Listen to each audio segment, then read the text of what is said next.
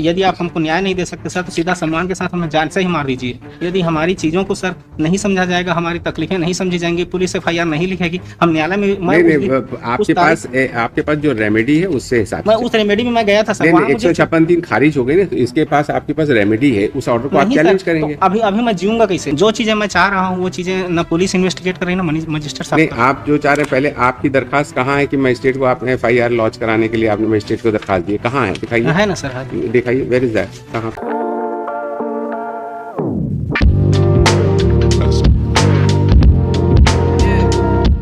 क्या है मिस्टर? मैं सर कई जगह एफआईआर कराने मैं इसाफ मल्टीस्टेट कोऑपरेटिव सोसाइटी में काम करता था सर। वहाँ मुझे एफआईआर रजिस्टर कराना है तो मजिस्ट्रेट की कोर्ट में जाइए, हाई कोर्ट में नहीं सर। तो उसमें क्या है, एफआईआर मजिस्ट्रेट कोर्ट में भी मैं गया हूँ सर।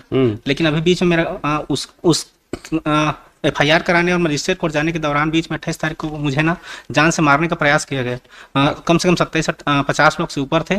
तो इसीलिए मैं कई बार पुलिस सुरक्षा के लिए बार आवेदन कर चुका हूँ तो सर। इसमें तो देखिए, आपको अगर कोई क्या कहते हैं, पहले तो आप आपके खिलाफ कोई एफआईआर है क्या? नहीं, एफआईआर मैं कर रहा हूँ, मैं करना चाह रहा हूँ, वो नहीं हो रहा है। अच्छा, तो मजिस्ट्रेट की कोर्ट में आप जाइए, आपने दरखास्त लगा रखी? मैं लगाया था।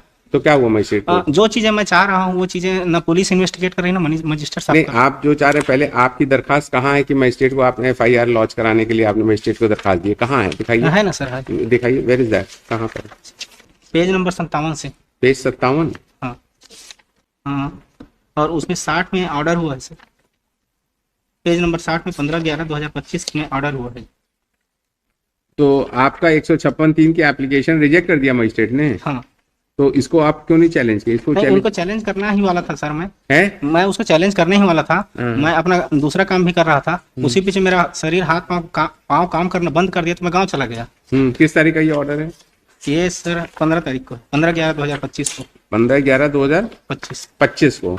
तो अभी किसने रोका है आपको? अब तो आप ठीक ठाक है, यहाँ आ गए, तो इसको चैलेंज करना चाहिए था। मुझे सर अभी पुलिस प्रोटेक्शन चाहिए, इसीलिए मैं आया। Sorry, go before the screening committee, they will examine your thing, then it will come, not The petitioner has moved an 156(3) application which has been rejected by the magistrate concerned.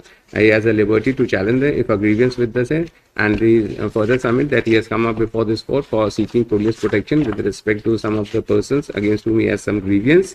But considering the fact that the police protection cannot be allowed to any person without there being any report of the competent authority that is a threat to the life of the petitioner, the petitioner is at liberty to approach the appropriate for the same. चलो sir 78 एक बार पढ़ लेते। क्या 28 भैया?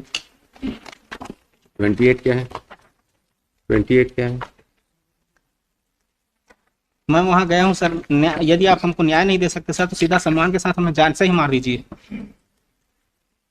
28 पे क्या है ये? 78 सर, 78। यदि हमारी चीजों को सर नहीं समझा जाएगा, हमारी तकलीफें नहीं समझी जाएंगी, पुलिस एफआईआर नहीं लिखेगी, हम न्यायालय में आपके पास जो रेमेडी है उससे हिसाब मैं उस रेमेडी में मैं गया था सर। 156(3) खारिज हो गई ना, तो इसके पास आपके पास रेमेडी है, उस ऑर्डर को आप चैलेंज करेंगे। तो अभी मैं जीऊंगा कैसे? मैं जीवित कैसे रहूंगा? एक बार तो मेरे ऊपर अटेम्प्ट हो चुका है मारने का। कहाँ पर है? आपने पुलिस अधीक्षक को दिया है ना? पुलिस अधीक्षक, वो तो मैं मंत्रालय तक गया हूँ सर। हाँ, लेकिन कोई कार्यवाही नहीं होगा तो मैं कैसे करूंगा? नहीं, तो उसके लिए आप क्या कहते हैं, किसके पास गए हैं आप? कहाँ देखें जरा सा। सर मैं गया था। कहाँ गए थे आप? दिखाइए। गृह मंत्री के पास गया था सर, 50-51 में। कहाँ? दिखाइए, ऑर्डर दिखाइए। क्या आपको लगता है कि आज आम लोग पुलिस से सुरक्षित महसूस करने के बजाय उनसे अधिक डरने लगे हैं? और क्या यह स्थिति समाज के लिए चिंताजनक नहीं है?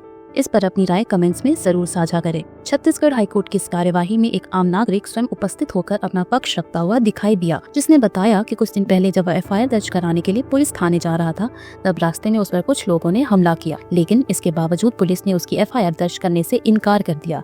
इसके बाद वह अपनी शिकायत लेकर मजिस्ट्रेट के पास भी गया, लेकिन वहाँ से भी उसे निराशा ही हाथ लगी। पीड़ित ने माननीय मुख्य न्यायाधीश के समक्ष अपनी पीड़ा व्यक्त करते हुए कहा कि जब कोई भी उसकी जान की सुरक्षा नहीं कर पा रहा है तो उसे मौत की सजा दे देना ही बेहतर होगा।